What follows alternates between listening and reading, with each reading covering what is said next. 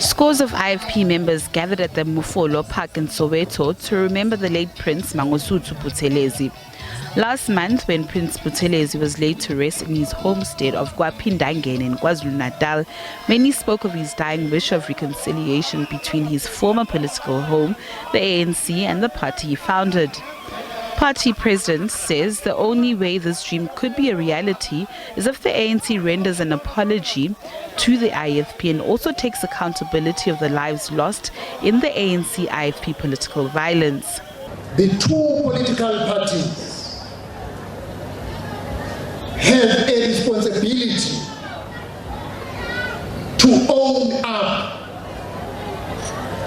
the violence that happened in South Africa. And we have the responsibility to close that painful chapter and build a new society in South Africa.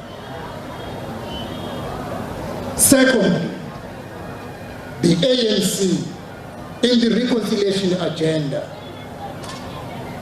they need to publicly apologize for the propaganda they said about Mntwana KwaPhindangene, calling him a sellout, calling him a snake to be hit in the head.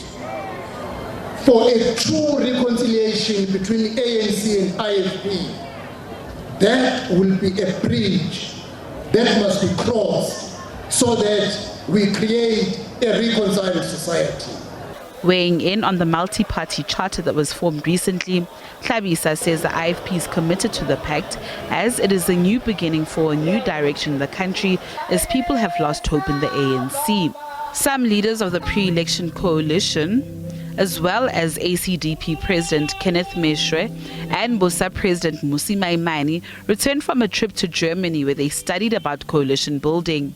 The leaders of the charter, the main leaders in the charter, we were there for 7 days and we let a good experience that coalition exists in different spheres of government with a combination of different political parties as what people decided when they vote. But let me just come to your question clearly.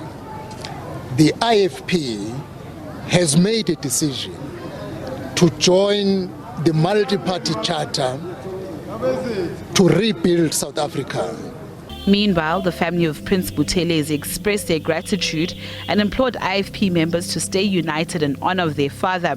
This comes as there are speculations of fractions within the party. His family remembers Prince Buthelezi as a man who fought for the people of South Africa.